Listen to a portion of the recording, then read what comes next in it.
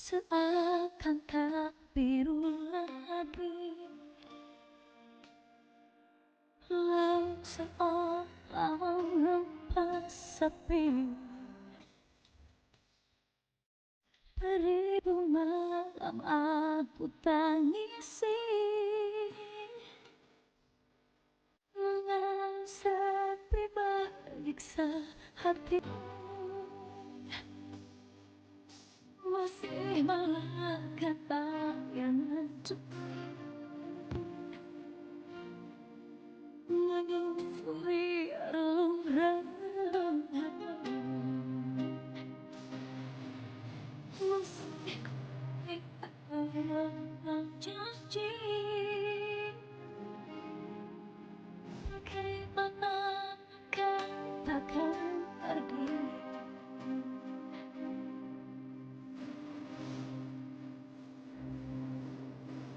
Cuma tahan air mata, ku coba untuk menutup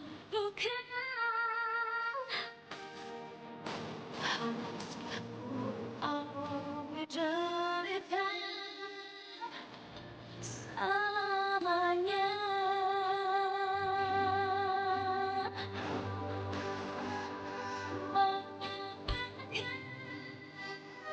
Sayangku, mengapa engkau pergi tanpa satu kata?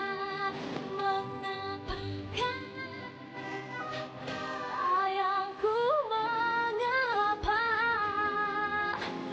tak kau tahu aku masih cinta? Mengapakah sayangku, mengapa kau pergi tanpa satu kata? Mengapakah sayangku, mengapa tak ada yang menggantikan rahasia cinta?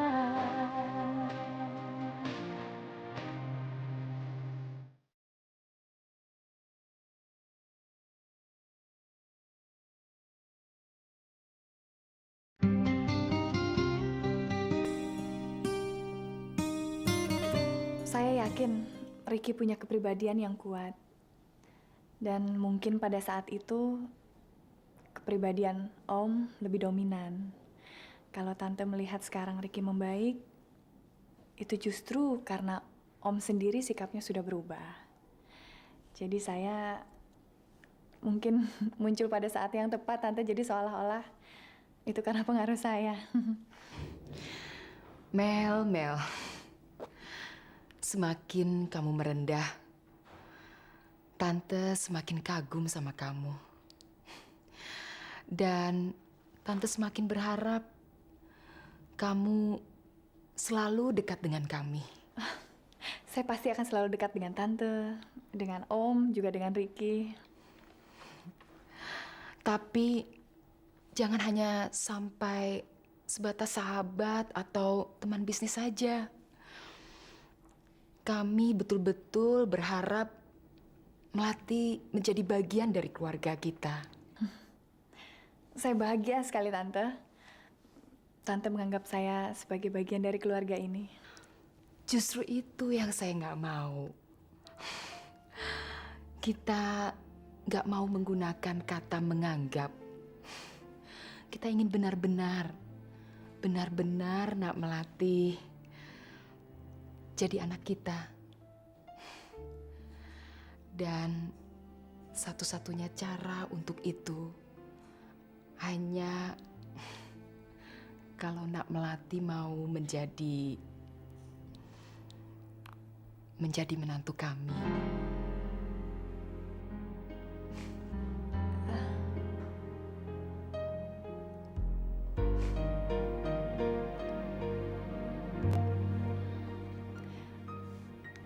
Sebelumnya,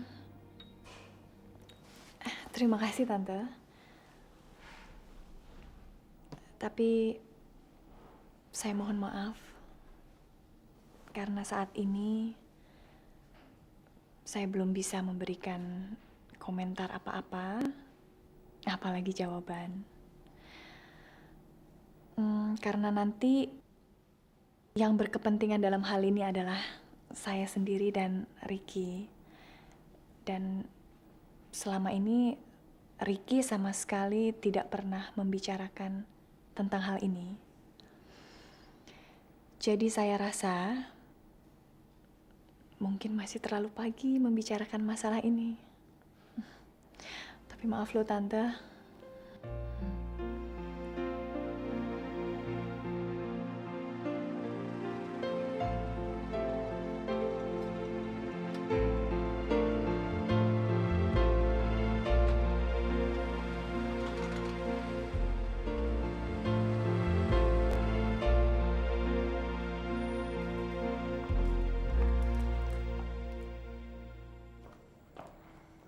Malam, Pak. Rick. Habis dari mana kamu? Dari rumah Bude, ambil undangan. Papa ngeliat Melati nggak? Oh, dia udah pulang, Rick. Percis waktu Papa datang tadi. Mama di mana, Pak? Mungkin di belakang. Ma? Ya? Ini undangannya. Oh iya. Ma, kata Papa, Melati sudah pulang, Ma ya? Iya, dia sudah pulang. Ma, kok Melati nggak nungguin saya?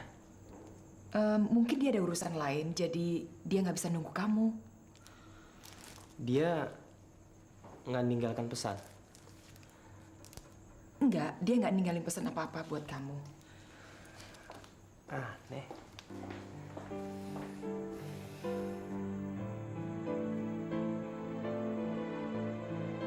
Ya udah, daripada nginep di hotel, mendingan kamu nginep sini aja. Sekalian nenangin pikiran. Apa-apa tuh kalau dipikirin yang bener. Soalnya kalau nggak dipikirin bener-bener, semua bisa kacau deh. Aku udah mikirin semua resikonya kok, Din. Memangnya kamu kawin kemarin ini udah dipikirin bener-bener? Enggak kan? Sekarang hasilnya mana? Papa juga sih gara-garanya. Jadi orang materi banget. Maksud kamu gimana? Papa ngawinin aku sama Mario, itu cuma supaya bisnisnya jadi lancar. Papanya Mario kan yang menentukan kantor pusat. Bukannya papa kamu nggak suka sama Ricky? Ya juga sih. Tapi padahal aku udah berusaha untuk nyakinin Papa loh, Din. Tapi Ricky-nya juga sih yang bergaulnya sama orang kayak gitu. Apalagi si Eko. Aduh, itu orang paling rusak. Terus kamu putus sama Ricky emangnya kenapa? Abis ngobat terus sih. Ya udah, aku tinggalin aja. Padahal aku masih cinta. Terus? Ya terus, dia ngilang lama banget. Kira-kira setahunan gitu deh. Tapi sekarang dia udah balik lagi ke rumahnya. Cuman apa? Cuman dia udah gak sendiri lagi, Din. Cantik ya? Biasa aja. Cuman aku aja penasaran. Aku pengen ngomong sama tuh cewek. Namanya siapa sih?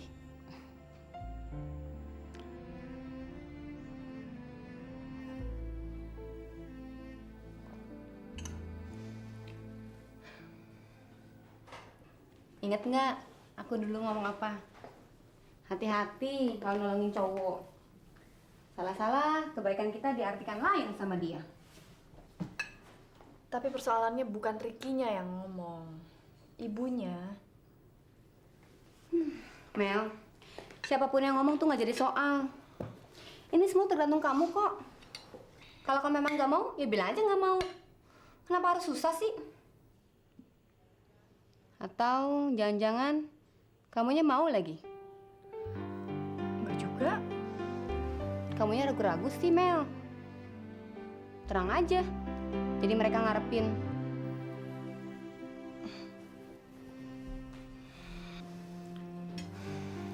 Udahlah, Mel. Aku pergi dulu ya. Dah.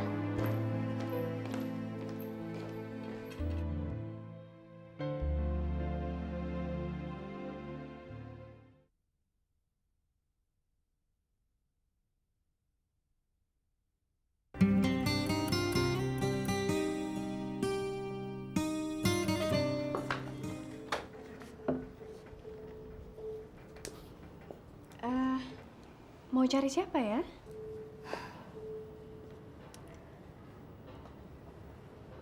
Cari Mbak. Maaf, sebelumnya kita pernah ketemu? Belum. Ada perlu apa?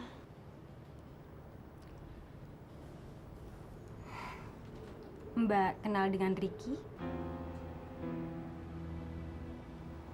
Iya.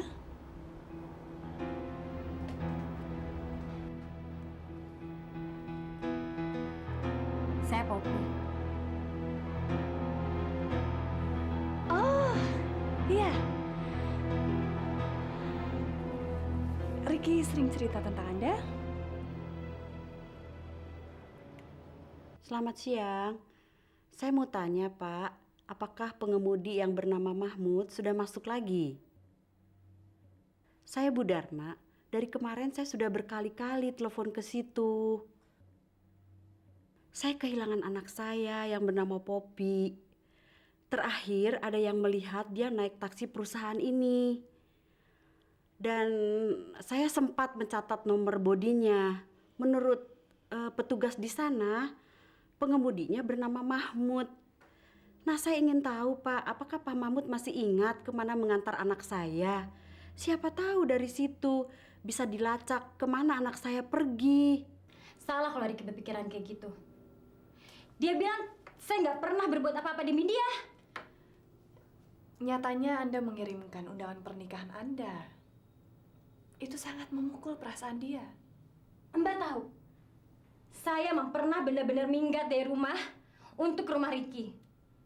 Setelah lepas dari penjaga mama dan papa yang sangat ketat. Waktu itu niat saya untuk ketemu Ricky dan mengajak dia nikah dengan cara apapun juga. Tapi pas sampai rumah Ricky, saya melihat dia dengan perempuan dan mesra sekali. Dan itu saya. Kalau penglihatan saya nggak salah, ya. Mestinya saat itu kamu masuk saja. Jadi Ricky bisa memperkenalkan kamu pada saya. Sehingga tidak perlu terjadi kesalahpahaman seperti sekarang. Oh, nggak bisa, Mbak. Karena saya merasa waktu itu dia sengaja untuk pamer. Kenapa berpikir seperti itu? Karena dia tahu saya akan datang. Dari mana Ricky tahu? Karena sebelumnya saya udah nelpon dan bilang kalau saya akan datang. Ricky sendiri yang terima telepon itu? Ya, pembantunya. Poppy, saya dan Ricky bersahabat sudah lama sekali. Kami saling terbuka, sering berbicara tentang persoalan masing-masing. Dan belakangan ini yang paling sering Ricky ceritakan kepada saya adalah persoalan Anda. Jadi kalaupun Ricky tahu Anda akan datang malam itu, dia pasti akan cerita pada saya. Tapi nyatanya, dia nggak cerita apa-apa. Mungkin karena emang dia nggak ingin cerita. Atau mungkin pembantunya tidak menyampaikan pesan Anda kepada Ricky. Sehingga Ricky tidak tahu kedatangan Anda. Tapi Mbak, Apapun penyebabnya, yang penting kamu harus tahu bahwa tidak ada hubungan apapun antara saya dan Ricky selain bersahabat. saya nggak bisa percaya 100%. Karena saya nggak pernah percaya bahwa ada hubungan antara pria dan wanita yang dalam waktu begitu lama tanpa ada perasaan apa-apa selain sahabat. Mbak mungkin bisa bilang kalau Mbak nggak ada hubungan apa-apa dengan Ricky. Dan Ricky pun bisa berkata demikian. Tapi dalam hati kecil Mbak, yang tahu hanya Mbak. Jadi, dengan segala kecurigaan Anda, apa yang Anda inginkan dari saya? Tolong bilang sama Ricky bahwa pernikahan saya dengan Mario hanya hubungan bisnis papa saya dan papanya Mario. Dan nggak pernah satu kali pun Mario menjamah bagian tubuh saya, apalagi berhubungan badan. Tapi Dan bilang sama dia kalau saya tetap mencintainya. maaf Terima ya, Mbak. kasih.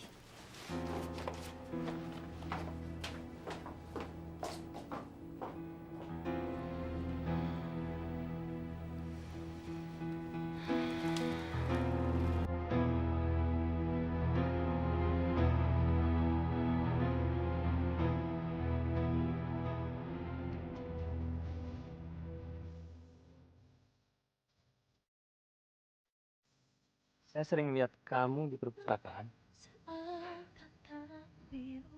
Kamu masih kuliah? Sama seperti kalian.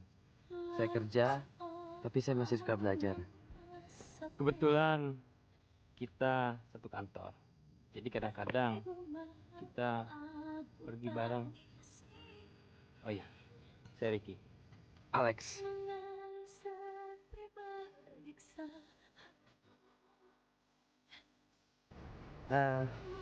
udah lama? Udah. Apa kabar? Baik. Nggak main tenis sama Sandra? Enggak.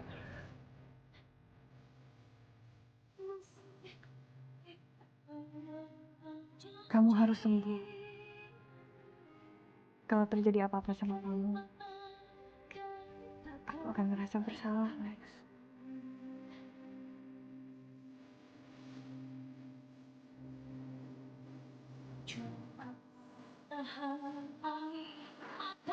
Iya sih. Aku cuma nggak sangka aja. Jadi seperti kamu bisa juga berurusan dengan polisi. Aku cuma berusaha nolongin kamu aja, kok, Lex. Mela. Bagi aku, kedatangan kamu ke sini udah cukup. Aku kesini mau ingetin kamu kalau sekarang udah jam 1. Kamu jauh-jauh datang kemari cuma mau ngasih tahu jam. Enggak juga sih. Kalau kamu mau, aku mau ngajak kamu makan siang. Boleh. Kamu memang tidak punya perasaan. Bisa-bisanya kamu berbahagia di atas penderitaan Sandra. Tante tahu kalau Sandra sangat mencintai Alex. Tapi dia mengalah dengan sengaja untuk kamu. Nah, bagaimana cara kamu berbicara, merayu Alex? Apa kamu tidak melihat sejak malam itu Sandra jadi berubah? Dia jadi pemurung. Dia menyembunyikan rasa sakit hatinya, kekecewaannya. Dan sekarang dia lari dari kenyataan. Sampai kapan kamu akan terus menghindariku seperti ini, Mel? Aku lagi sibuk. Skripsiku udah mau selesai, aku harus mempersiapkan diri untuk sidang. Jadi kamu harus ngerti. Sejak rencana pertunanganku dengan Sandra, kamu malah makin menghindar dariku, Mel. Kurasa kamu sibuk kuliah cuma kamu jadikan satu alasan aja. Untuk menutup luka.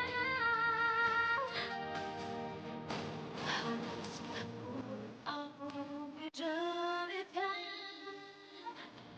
selamanya.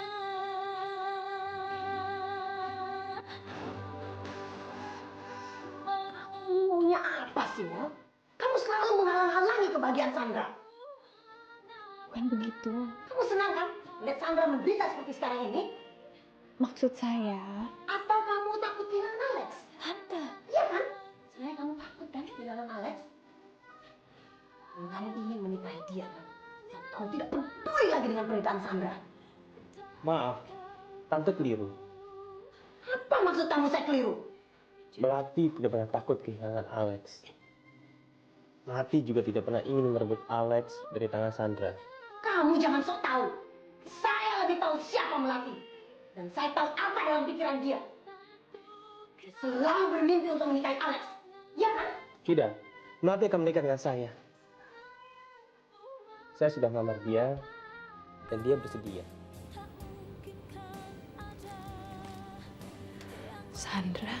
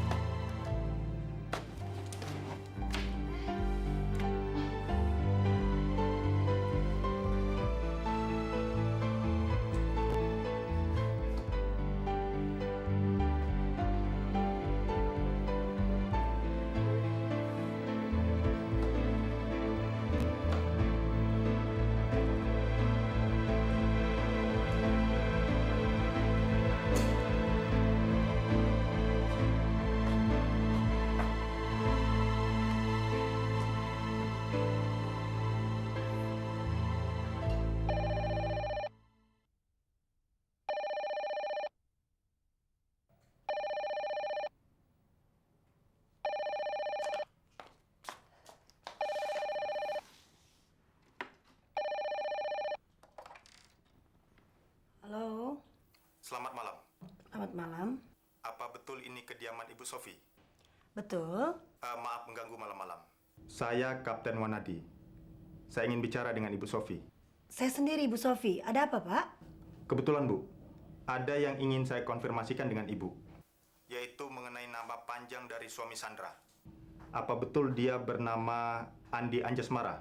Ya, betul, Pak. Ada apa dengan dia, Pak? Dia baru saja kami temukan di sekitar Semarang. Bapak menemukan Andi di Semarang. Bagaimana keadaannya, Pak? Saat ini dia ada di rumah sakit. Di rumah sakit? Bagaimana dengan anak saya, Sandra? Sayang sekali, Bu. Belum ada kabar. Halo, Pak. Boleh saya bicara dengan Andi? Saya ingin menanyakan anak saya, Pak. Saya ingin menanyakan kabar Sandra. Halo?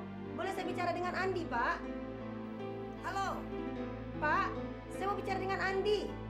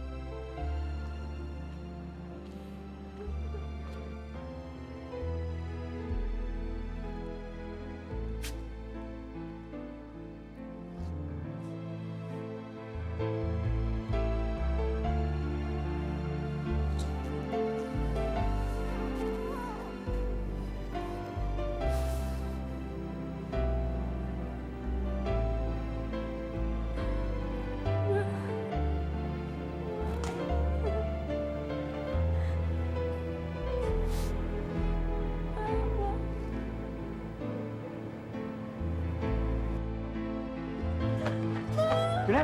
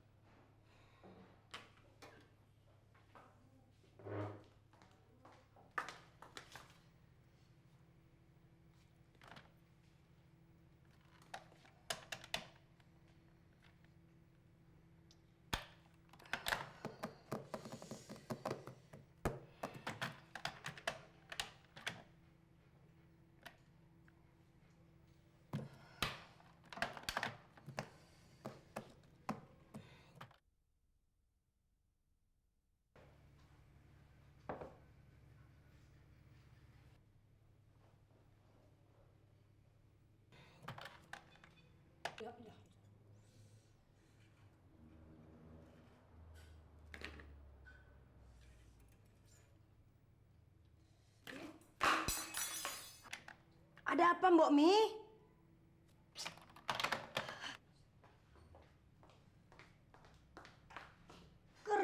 tahunan masih nggak becus aja sih, Mbok Mi? Loh, tadi katanya... Tadi. Apa tadi? Angkat semuanya, taruh ke belakang.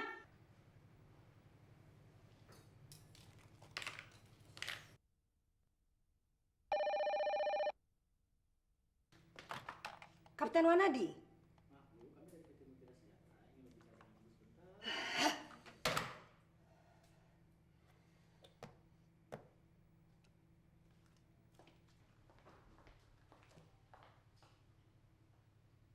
Mbok Mi?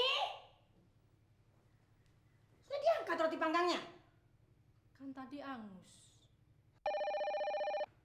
Sudah, nggak usah diangkat teleponnya. Semua becus di rumah ini. Nya, kenapa sih? Capek ya? Aduh, Mbok Mi, kepala saya rasanya mau pecah. Pusing, Mbok Mi.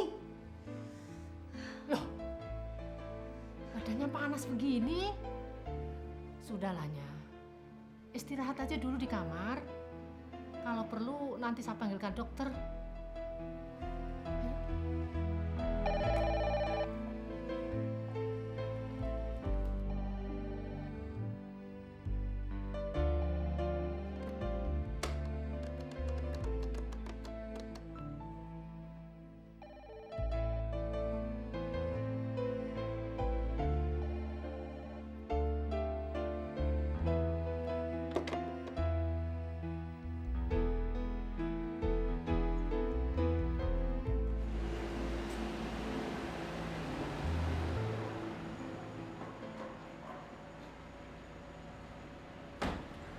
Siapa mereka, Bu Mi? Calon pembeli Mau beli apa? rumah ini. Rumah ini mau dijual. Nggak tahu, Non. Nyonya sekarang suka linglung. Dia bilang rumah ini mau dijual. Malah pasang iklan segala di surat kabar. Tapi setelah ada orang nawar, dia malah bingung. Kok begitu? Stres barangkali, apalagi setelah mendengar Mas Andi meninggal. Andi, suaminya Sandra. Iya, kata polisi Mas Andi kecelakaan waktu melarikan diri dari kejaran polisi. Padahal yang dicari bapaknya Mas Andi.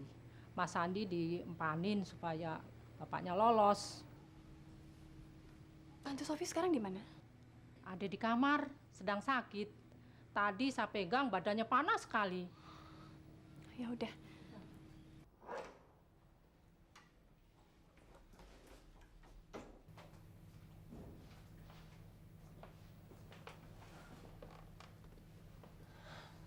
Tante.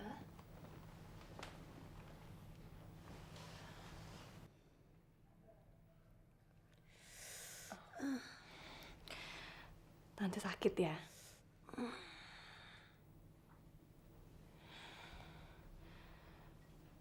Mau saya panggilkan dokter? Enggak usah.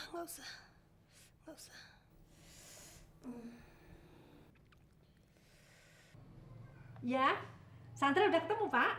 Aduh, terima kasih sekali, Pak. Di mana, Pak? Saya catat, Pak. Jalan Antasari, nomor 36, Pak. Terima kasih, Pak. Saya datang sebetulnya ingin membicarakan tentang perusahaan Om Yunus, Tante. Saya ingin tahu sikap Tante. Walaupun secara hukum perusahaan Om Yunus memang sudah habis, tapi masih banyak pegawai yang setia dan menunggu keputusan Tante. Sudahlah, tidak usah membicarakan masalah perusahaan. Thomas pusing, pengen tidur aja.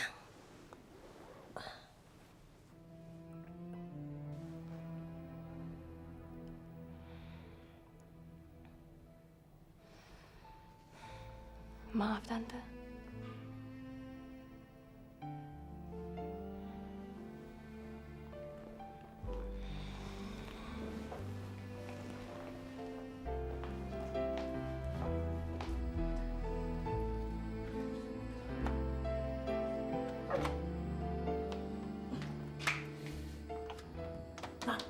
Non Sandra, Kenapa? barusan ada telepon dari polisi. Dia bilang Non Sandra udah ketemu. Di mana? Nih, di sini. Rumah sakit? Iya. Non Mela mau ke sana sama-sama dengan Nyonya? Mungkin saya aja dulu yang lihat gimana keadaan Mbak Sandra. Tante Sofi biar istirahat aja. Jadi, saya harus bilang apa dengan Nyonya? Bilang aja kalau saya pergi menjemput Mbak Sandra, ya? Iya deh.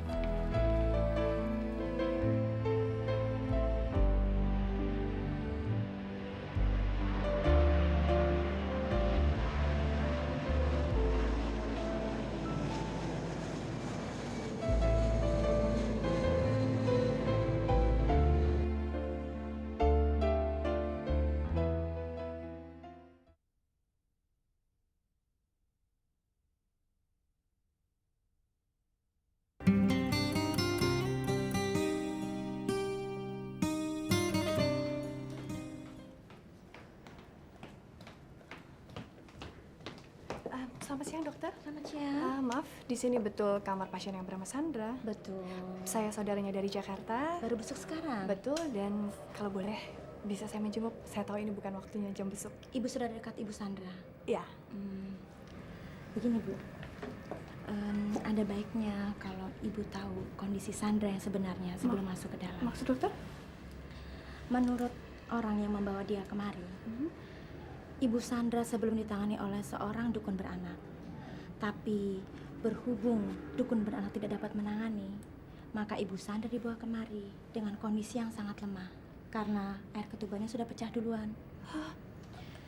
Lalu bayinya?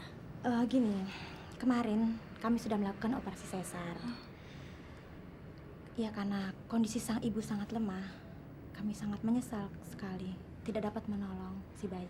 Aduh. Karena langsung meninggal. Tidak lama setelah Kejadiannya kapan, dokter? Kalau tidak salah kapan, suster ya? 2 hari yang lalu.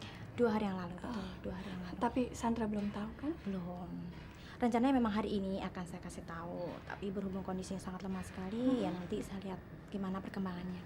Kalau memang ibu ingin tahu perkembangan selanjutnya, nanti bisa tanya saya di ruang dokter ya. Baik, terima kasih dokter. Sekarang silakan kalau memang mau. Baik, terima kasih.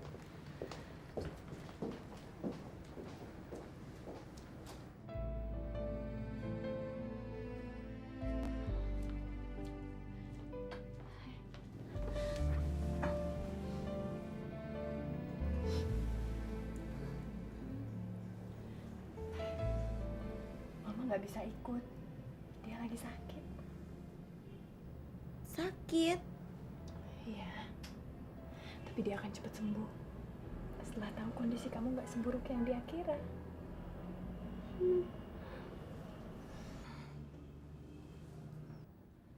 Kamu udah nikah, Mel? Belum? Jangan kamu ulangi kesalahanku, Mel. Jangan pernah terjadi sama kamu apa yang aku alami sekarang. Aku akan berusaha. Andi, aku benar-benar tidak pernah tahu siapa Andi. Tiba-tiba dia muncul. Tiba-tiba dia begitu sangat berarti dalam kehidupanku. Tapi tiba-tiba dia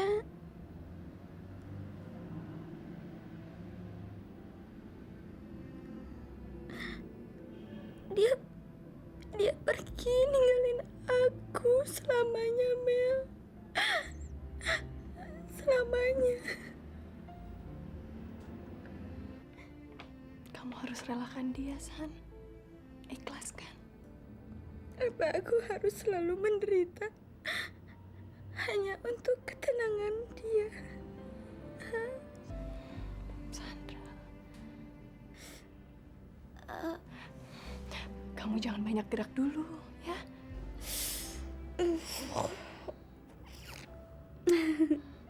Tapi bagaimanapun juga, aku harus tetap bersyukur. Seburuk apapun pernikahanku dengan Andi, aku mendapat karunia besar sekali. Aku sekarang seorang ibu, Mel. Aku seorang ibu. Kamu jangan banyak gerak dulu, San. Aku udah punya anak. Kamu udah lihat belum, Mel? Belum. Tanya dong ke perawat. Aku juga belum lihat. Aku belum boleh gendong. Kamu mau apa? Aku mau panggil perawat. Biar nanti saja aku yang cari sendiri ya. Tapi aku juga belum lihat bayiku, Mel.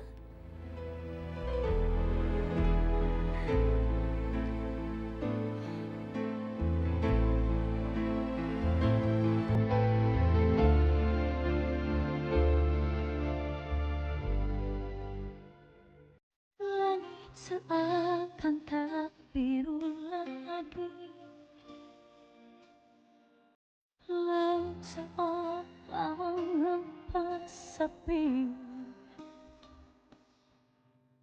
Beribu malam aku tangisi, dengan sepi menyiksa hati. Masih melangkah bayanganku, menyusuri relung-relung hati.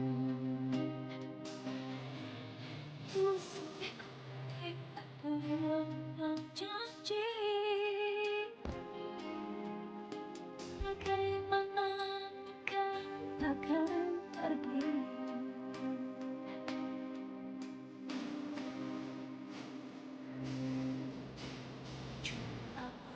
Tahan air mata, coba untuk menutup luka. Haruskah aku menderita selamanya?